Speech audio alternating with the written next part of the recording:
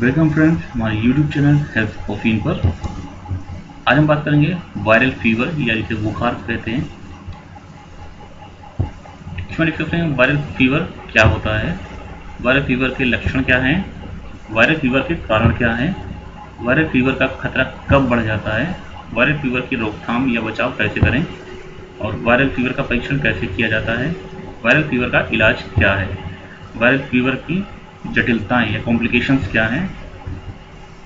तो बात करते हैं वायरल फीवर या जिसको बुखार कहते हैं क्या होता है। वायरल इन्फेक्शन की एक बड़ी श्रेणी को वायरल फीवर का नाम दिया गया है।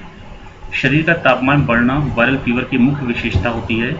वायरल फीवर बच्चों और वृद्धों में काफ़ी सामान्य होता है क्योंकि उनकी प्रतिरक्षा प्रणाली कमज़ोर होती है। वायरल बुखार आमतौर पर हवा में फैलने वाले एयरबॉर्न वायरल संक्रमण के कारण होता है, हालांकि यह पानी में फैलने वाले वाटरबॉर्न संक्रमण के कारण भी हो सकता है। वाटरबॉर्न संक्रमण की रोकथाम करने के लिए उपाय किए जा सकते हैं, लेकिन जिस हवा में हम सांस लेते हैं उससे फैलने वाले संक्रमण की रोकथाम करने के उपाय काफ़ी कम हैं। वायरल बुखार बहुत ही कम मामलों में चिंता का कारण बनता है और ज़्यादातर मामलों में यह बिना किसी विशेष उपचार के ही ठीक हो जाता है। वायरल फीवर और बैक्टीरियल संक्रमण के बीच के अंतर को स्पष्ट करना इतना आसान नहीं है क्योंकि इनके काफ़ी सारे लक्षण एक समान होते हैं। यदि आपके शरीर का तापमान 102 डिग्री फ़ारेनहाइट से ऊपर हो जाता है या फीवर 48 घंटों तक कम नहीं होता है तो डॉक्टर से बात करना आवश्यक हो जाता है। वायरल फीवर के लक्षण क्या होते हैं? नाक बहना, बंद नाक, आंखों का लाल होना, खाना निगलने में कठिनाई होना, तेज गर्मी और नम वातावरण में भी ठंड लगना, थकान रहना, चक्कर आना, गले में दर्द, आंखों में जलन, खांसी, त्वचा पर चकत्ते, दस्त होना, मतली और उल्टी का होना, कमजोरी लगना, सिर दर्द रहना, मांसपेशियों में दर्द, शरीर व जोड़ों में दर्द रहना, ग्रसनी यानी कि फेरिंक्स में सूजन व जलन, टॉन्सिल्स में दर्द होना, छाती में कफ जमा महसूस होना। वायरल फीवर के कारण क्या होते हैं? एक व्यक्ति से दूसरे व्यक्ति में वायरल फीवर बड़ी आसानी से फैलता है। संक्रमित व्यक्ति के शरीर से निकलने वाले द्रव पदार्थों जैसे खून, थूक और पेशाब आदि के संपर्क में आने पर दूसरा व्यक्ति भी वायरल फीवर से संक्रमित हो सकता है। जब संक्रमित व्यक्ति छींकता, खांसता, उबासी लेता और यहाँ तक कि बोलता है तो उसके शरीर से द्रव की बारीक बूंदें हवा में मिल जाती हैं और यदि आप आसपास हैं तो सांस के द्वारा वे बूंदें आपके शरीर में चली जाती हैं। जब एक बार वायरस आपके शरीर में चला जाता है तो यह पूरे शरीर में फैलने और बुखार के साथ तीव्र संक्रमण पैदा करने में 16 से 24 घंटे तक का समय लेता है। वायरल फीवर के वायरस के कुछ गंभीर प्रकार हैं जिनके कारण हेमरेजिंग अत्यधिक खून बहना हो जाता है। वायरस के ये प्रकार मच्छरों या किसी कीट द्वारा काटने से फैलते हैं या फिर किसी संक्रमित व्यक्ति के वीर्य या खून से संपर्क में आने से भी फैल जाते हैं। कुछ मामलों में वायरल फीवर संपर्क में आने के करीब 21 दिनों बाद पूरी तरह विकसित होकर अपना आतंक दिखाता है। उससे पहले इसके लक्षण तक नजर नहीं आते हैं। वायरल फीवर के कुछ प्रकार के वायरस चूहे के मल या मूत्र के आसपास सांस लेने से भी मानव शरीर के अंदर चले जाते हैं। वायरल फीवर का खतरा कब बढ़ता है?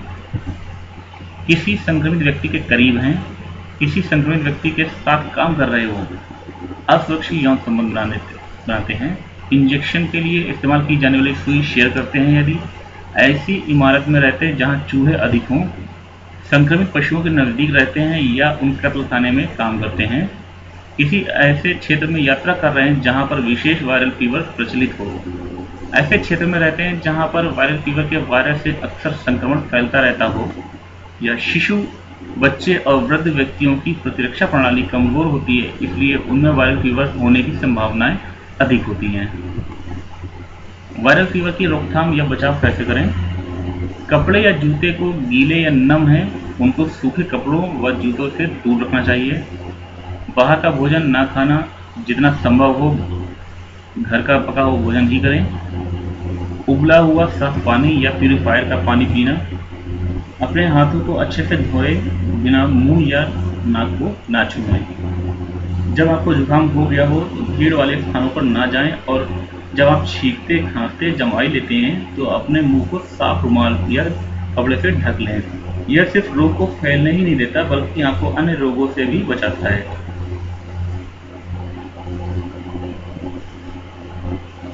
सुबह 20 मिनट चलने से आपके शरीर में विटामिन डी की आपूर्ति हो जाती है और आपकी प्रतिरक्षा प्रणाली को मजबूत करती है और वायरल फीवर व वायरल इन्फेक्शन की रोकथाम करती है। नींद पूरी ना होना यानी अपर्याप्त नींद भी कई स्वास्थ्य संबंधी समस्याओं से जुड़ी होती है। इनमें प्रतिरक्षा प्रणाली का कमजोर होना भी शामिल होता है। इसलिए रोजाना 7 से 8 घंटे सोएं और अपनी नींद के शेड्यूल का रोजाना ठीक ढंग से पालन करें। संतुलित भोजन करें, पर्याप्त मात्रा में पानी पिएं, रोजाना एक्सरसाइज करें, रात के समय अच्छी नींद लेने की कोशिश करें, भीड़ वाले क्षेत्रों में जाने से बचें, बारिश में भीगने से बचें, खाना खाने से पहले अपने हाथ धोएं, प्रतिदिन तौलिया बदलते रहें। वायरल बुखार का परीक्षण कैसे किया जाता है? तो आपके लक्षणों और पिछली मेडिकल स्थिति से जुड़े सवाल पूछना, आपका शारीरिक परीक्षण करना, पिछली मेडिकल जानकारी और शारीरिक परीक्षण के परिणाम के आधार पर आवश्यकता पड़ने पर खून टेस्ट या छाती का एक्सरे आदि करना। चूंकि वायरल फीवर के लक्षण कई रोगों के लिए आम होते हैं, जिसलिए बुखार के विशिष्ट रोग का पता लगाना मुश्किल हो सकता है, डॉक्टर आपको खून टेस्ट करवाने के लिए कह सकते हैं ताकि जांच की पुष्टि की जा सके और अन्य बीमारियों की संभावनाओं का पता लगाया जा सके, जैसे dengue, malaria, chikungunya, typhoid, bacteria या वायरस में से किस कारण बुखार हो रहा है यह जानने के लिए CBC complete blood count test किया जाता है। हालांकि यह बात भी ध्यान देने योग्य है कि एक ब्लड टेस्ट वायरस का पता नहीं लगाता। अगर आपको लगातार कई दिनों से बुखार है और टेस्ट में कोई बैक्टीरिया ना मिले तो यह स्पष्ट हो जाता है कि आपको वायरल फीवर है। वायरल बुखार का इलाज कैसे किया जाता है? वायरल फीवर के लक्षणों से निपटने के लिए आप निम्न में से किसी भी घरेलू उपचार का प्रयोग कर सकते हैं: दालचीनी, धनिया के बीज, दिल के बीज, अदरक और किशमिश। सबसे पहले बात करते हैं दालचीनी, सिनामोन। वायरल फीवर के लिए दालचीनी को अच्छी औषधि माना जाता है। यह एक प्राकृतिक एंटीबायोटिक है जो खांसी, जुकाम और गले में दर्द को ठीक करने में मदद करती है।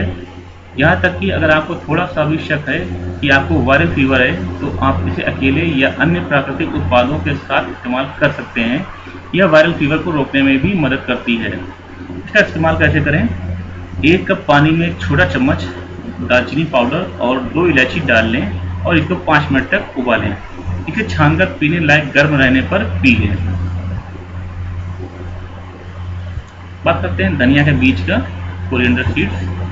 धनिया के बीज वायरस और बैक्टीरिया से लड़ने के लिए आपकी प्रतिरक्षा प्रणाली की शक्ति बढ़ा सकते हैं। इसमें विटामिन और एंटीबायोटिक के तत्व पाए जाते हैं। धनिया में पाए जाने वाला वाष्पशील तेज प्रभावी रूप से वायरल फीवर के साथ निपटता है। इसका कैसे इस्तेमाल करें? धनिया के बीज को इस्तेमाल करने का सबसे बेहतर तरीका होता है उन्हें उबाल लें। 1 गिलास पानी में 1 छोटी चम्मच धनिया के बीज डालें और इसे उबाल लें। इसे इतना ठंडा होने दें जिससे आप आसानी से पी सकें और इसे छान लें। वायरल फीवर के लक्षणों से निपटने के लिए धनिया के पानी में 1 चम्मच शहद मिलाकर भी इसका सेवन किया जा सकता है। दिल के बीज स्वास्थ्य संबंधी कई लाभ प्रदान करते हैं। ये सिर्फ प्रतिरक्षा प्रणाली में ही सुधार नहीं करते, साथ ही शरीर के तापमान को भी कम करने में मदद करते हैं और शरीर को आराम प्रदान करते हैं। इसका इस्तेमाल कैसे करें? 1 छोटा चम्मच दिल के बीज और 1 छोटा चम्मच दालचीनी को 1 कप पानी में डालें और इसको 5 मिनट तक उबालें। इसके बाद इसे छान लें और गर्मा गर्म सेवन करें।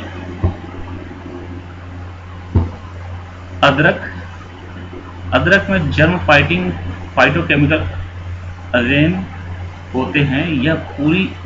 यह ऊपरी श्वसन के वायरल और बैक्टीरियल संक्रमण के लिए अच्छी औषधि है। अदरक को अकेले या नींबू और शहद के साथ इस्तेमाल किया जा सकता है। इसका इस्तेमाल कैसे करना है? अदरक का 1 इंच का टुकड़ा छील लें और इसको 1 गिलास पानी में पीसकर डाल लें। पानी को 10 मिनट तक उबाल लें। इसके बाद इसे छान लें और आधे नींबू का रस मिला दें और इसका गर्मा गर्म सेवन करें। इसमें 1 छोटी चम्मच शहद को भी मिला सकते हैं। अदरक के टुकड़े की जगह आप 1 चम्मच अदरक के पाउडर का भी इस्तेमाल कर सकते हैं। वायरल फीवर छुटकारा पाने के लिए मिश्रण में से 1 चम्मच शहद मिलाकर भी उसे चाट सकते हैं। किशमिश रेजिन। वायरल बुखार या वायरल फीवर से निपटने के लिए किशमिश अच्छा घरेलू उपाय है। इसका इस्तेमाल कैसे करें? 1 कप पानी में 2 छोटी चम्मच किशमिश डालें और उन्हें फूलने दें।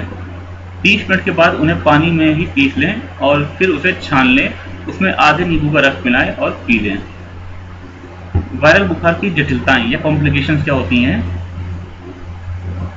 शरीर में पानी की कमी होना, प्रलाप यानी संशयास्पद सोच या आसपास से कट जाना यानी कि दूरी बना लेना, या मतिभ्रम, किडनी फेलियर, झटका या सदमा लगना, लीवर खराब होना, तंत्रिका तंत्र के कार्यों में गड़बड़ी, मिर्गी, कोमा, श्वसन बुखार यानी रेस्पिरेटरी फीवर, कई अंदरूनी अंगों का काम करना बंद कर देना, सेप्सिस खून में संक्रमण।